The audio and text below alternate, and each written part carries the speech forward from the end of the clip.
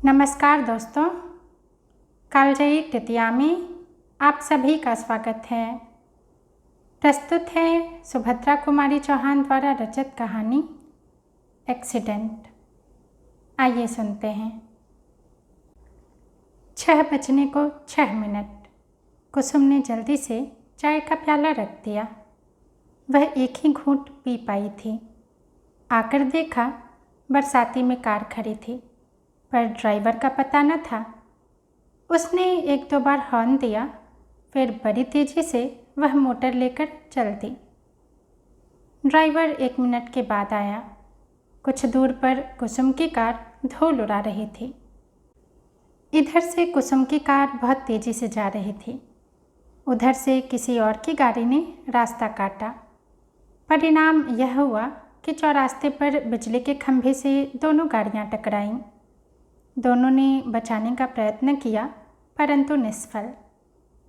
कुसुम की कार के सामने का कांच फूट गया और सामने का कुछ हिस्सा भी टूट गया।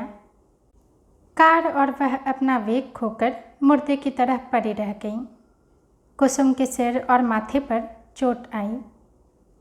दूसरी कार का एक मडगार्ड भर टूटा था, बाकी सब कुछ ठीक था। उस गाड़ी के दोनों व्यक्ति कार पर से उतरकर खड़े हो गए। एक पुरुष था और दूसरी स्त्री। कुसुम के चेहरे पर क्रोध का भाव था और पुरुष के चेहरे पर कौतूहल के साथ यह भाव था कि वह गलत रास्ते पर थी। उसने बचाना चाहा, फिर भी कुसुम ने कार लड़ा ही दी। कुसुम के सिर के बहते हुए खून को देखकर तुरंत ही पुरुष ने अपनी रुमाल उसके सिर से कसकर बांध दी। फिर नम्रता से बोला, आप मेरी कार पर बैठ जाइए।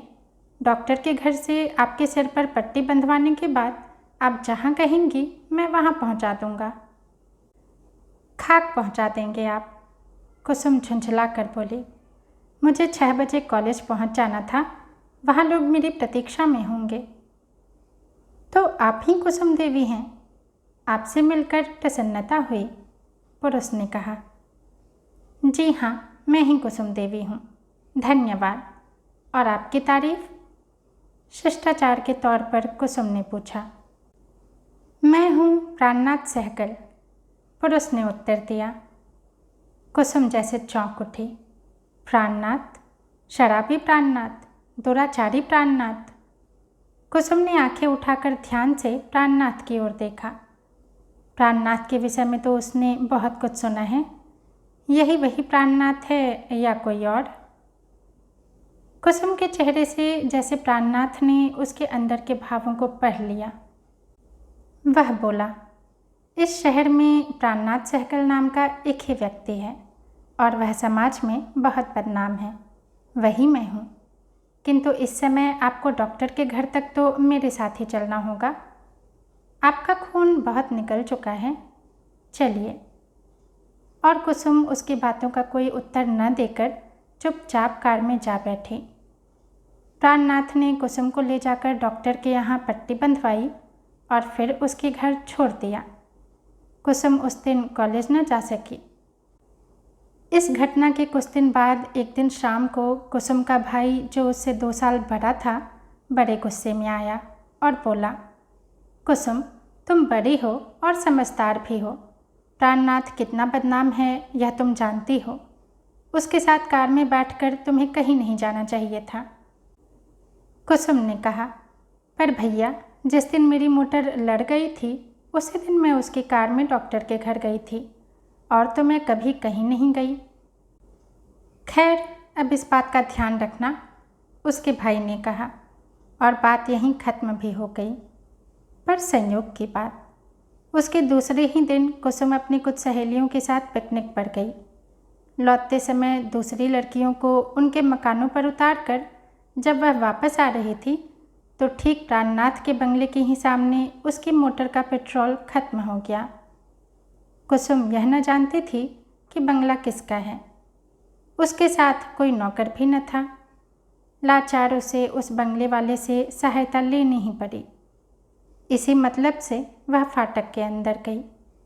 सामने ही वर्दी लगाए एक चपरासी खड़ा था। अंदर से संगीत की ध्वनि आ रही थी। स्वर किसी स्त्री का था। कुसुम बंगले में इस प्रकार गई जैसे बंगले की स्वामिनी हो। चपरासी को रोकने का साहस ही न हुआ। संगीत से उसने अनुमान लगाया था कि अंदर औरतें होंगी, पर अंदर पहुंचकर उसने जो कुछ देखा उससे वह एकदम सहम सी गई। बहुत अच्छे ढंग से सजे हुए कमरे में एक तरफ प्राणनाथ बैठा शराब पीता हुआ एक अखबार पर नज़र दौड़ा रहा था, और दूसरी ओर एक गायिका जो स्पष्ट रूप से गणिका थी गा रही थी। कुसुम को देखकर गायिका कुछ सक पकाई। कुसुम ने पहले गायिका फिर प्राणनाथ को देखा और ठिठक गई। प्राणनाथ ने भी कुसुम को देखा। वह खड़ा हो गया और बोला, कौन? आप हैं कुसुम देवी? आप यहाँ कैसे? फिर तुरंत ही उसने गायिका से कहा, बाहर के कमरे में जाकर बैठो। चपरासी से तांगे के लिए कह दो, आने पर चली जाना। और मनी बैग से 2 10-10 रुपए के नोट निकाल कर उसे दे दिए। गाने वाली सलाम करके चली गई। फिर कुसुम से बोला, आपको आज अचानक अपने घर देखकर मुझे हर्ष भी है और दुख भी है कुसुम देवी, पर अपने सुख दुख की बात एक तरफ रख कर मैं आपके हित के ख्याल से कहूँगा कि आप इसके बाद मेरे घर कभी ना आइए। समाज की दृष्टि में मैं बहुत बुरा आदमी हूँ और हूँ भी बुरा। प्रमाण तो आपको आते ही मिल गया है। वह इतना कह जरा सा हंसा। इस हंसी की तह में जो प्रचंड विषाद छिपा था वह कुसुम से छिपा न रहा। पहली बार कुसुम को लगा जैसे प्राणनाथ सचमुच में बुरा नहीं है, पर वह बुरा बनने का प्रयत्न करता है। लोग उसकी बुराई करते हैं तो उससे उसे जैसे संतोष होता है। कुसुम बोली, मुझे ऐसा लगता है कि आप स्वभाव से बुरे नहीं हैं, पर जानबूझकर बुरे बनते हैं। मार्मिक दृष्टि से कुसुम की ओर देखते हुए प्राणनाथ बोला, मैं बुरा हूँ, आप मुझे अच्छा न समझिए। यदि आप मुझे बुरा न समझेंगे तो मुझे दुख होगा। जरा ठहर कर, अरे हाँ, यह तो बतलाइए कि आपकी क्या खातिर की जाए, चाय लेंगी या शरबत? कुसुम ने कहा, मुझे कुछ नहीं चाहिए। अभी पिकनिक से खूब खा पी कर आ रही हूँ, पर मेरी मोटर को शरबत चाहिए। प्राणनाथ ने उसी समय उसकी मोटर में पेट्रोल भरवा दिया। कुसुम कुछ कहना चाहती थी, पर संकोचवश बोल न सकी। अंत में बहुत हिम्मत करके उसने पूछ ही लिया, आप इन गाने वालियों को क्यों बुलाते हैं? क्या रेडियो नहीं है? रेडियो की ओर उंगली उठाकर प्राणनाथ ने कहा, रेडियो है तो, इन्हें तो मैं सिर्फ बदनाम होने के लिए बुलाता हूँ। और फिर इन गरीब स्त्रियों को बुलाता हूँ जिनका नाचना गाना ही पेशा है, जिनकी युवावस्था समाप्त हो चुकी है, रूप रंग बिगड़ गया है और जिन्हें पेट भरने का और कोई चारा नहीं है।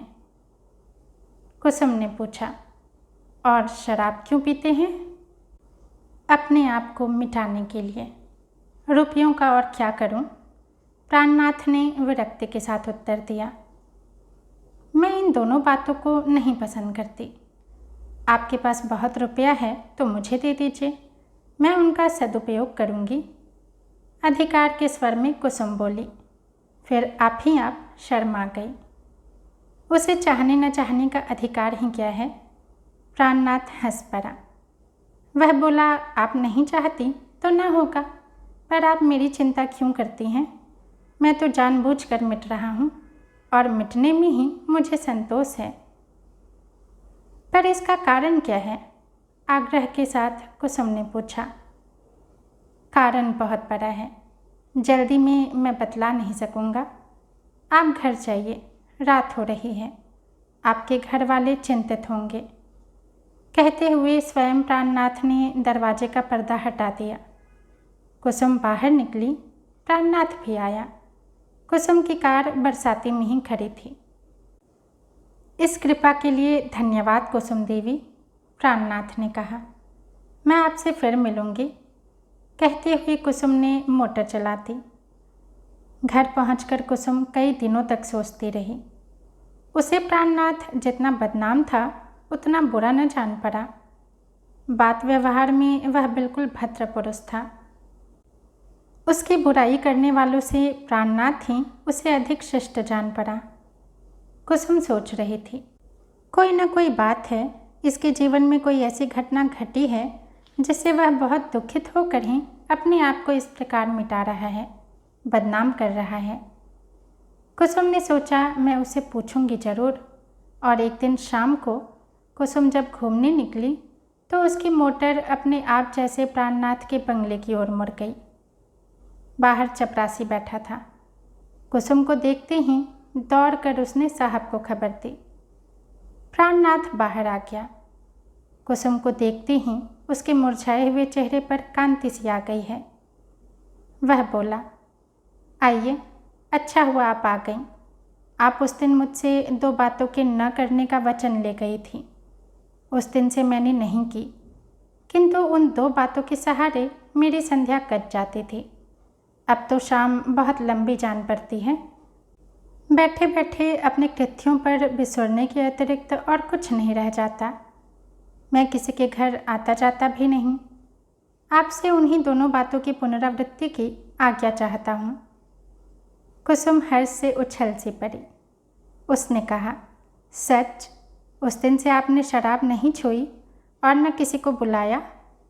धन्यवाद, आपने मेरे अनुरोध की रक्षा की है। अब आप फिक्र न कीजिए, आपकी शाम भारी न जाएगी।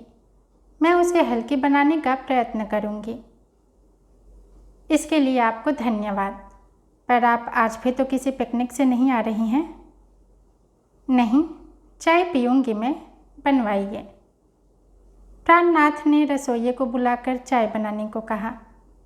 कुसुम कुछ सोचकर बोली, हाँ, मैं आपसे वह कारण पूछना चाहती हूँ। यदि आपको कोई विशेष कष्ट न हो तो बतलाइए कि आपने अपने ऊपर इतना अत्याचार क्यों किया है। बुरे न होकर भी क्यों बुरे बन रहे हैं? दुराचारी न होकर भी क्यों अपने आप को दुराचारी साबित कर रहे हैं? इसकी एक कहानी है कुसुम देवी, एक दीर्घ विश्वास के साथ प्राणनाथ ने कहा। मैंने एक स्त्री का जीवन बर्बाद किया है और बर्बाद करने के बाद अपनी जिम्मेदारी नहीं समझी। उस पर व्यर्थ का संदेह किया, उसे सताया और बड़े ही नाजुक समय में उसकी ओर से इतना उदासीन रहा, उसकी बातों को ठुकराया कि शायद वह गली गली टुकड़े मांगने तक को विवश हो गई हो। एक घटना ने मेरे संदेह को दूर कर दिया।